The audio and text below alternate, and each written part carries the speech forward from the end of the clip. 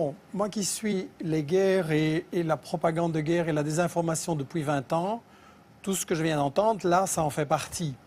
Et je voudrais rappeler cette phrase du Premier ministre britannique Lloyd George. En 1914, il disait « Si les gens savaient à propos de la guerre, elle serait arrêtée tout de suite, mais les gens ne savent pas et ne peuvent pas savoir. » Et cette 20 années d'études sur les guerres et tous les prétextes de ce genre et tous les mythes qui ont été fabriqués comme ça m'ont amené à penser qu'il est très important que les gens qui nous regardent et qui nous écoutent réfléchissent que dans chaque guerre, on applique ce que j'ai intitulé les principes de la propagande de guerre. On ne peut pas évidemment dire qu'on fait la guerre pour le pétrole, pour le gaz, pour le fric, etc. Donc, il faut travailler l'opinion publique.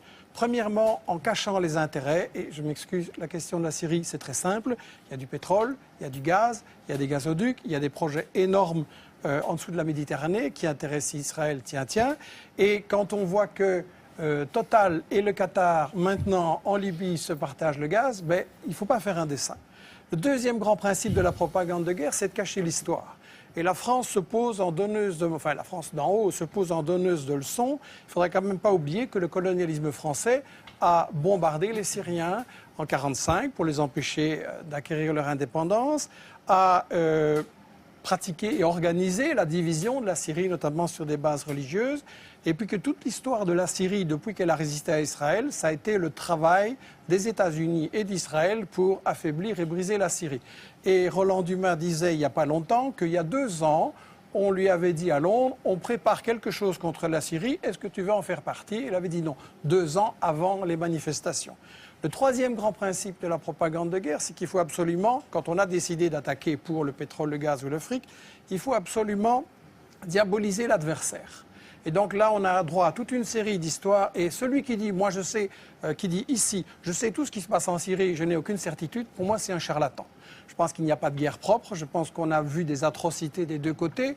Et je pense que quand on se réclame de la justice, dire avant toute enquête, je sais qu'il va falloir faire quelque chose et je sais qui est coupable, c'est pas sérieux. Un tribunal qui jugerait comme ça ne serait pas accepté.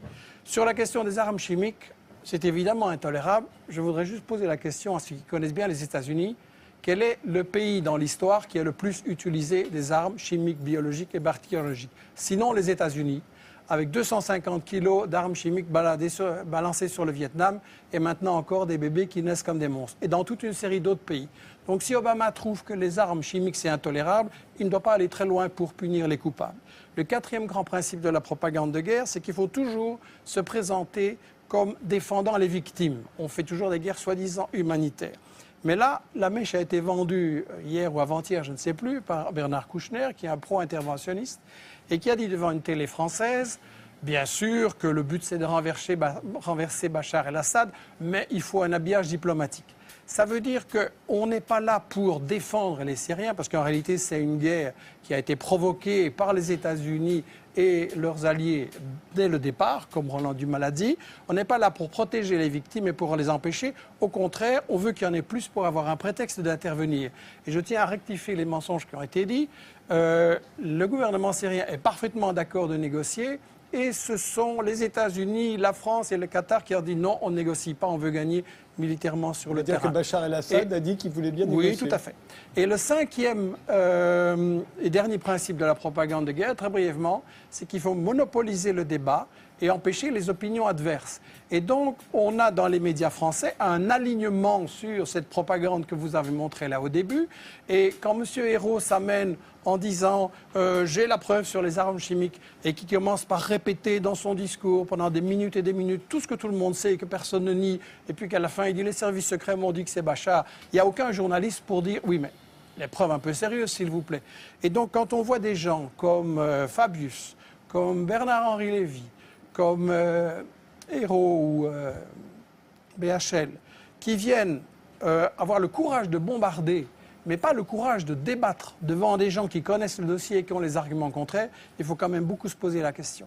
Et j'insiste sur cette question des 5 principes de la propagande de guerre, parce que, et ce sera ma conclusion, l'année prochaine, vous risquez peut-être de m'inviter sur l'Iran ou sur l'Algérie, ou sur le Venezuela, ou le Congo, ou l'Érythrée, ou le Zimbabwe. Et ça va être chaque fois la même comédie, chaque fois avec les mêmes arguments. Il n'y a pas de guerre vraiment humanitaire. Il y a toujours des intérêts pour le fric, il y a toujours des intérêts pour les matières premières. Et il est temps quand même qu'on se dise, si on veut une humanité solidaire et mettre fin aux guerres, il faut voir qui provoque ces guerres.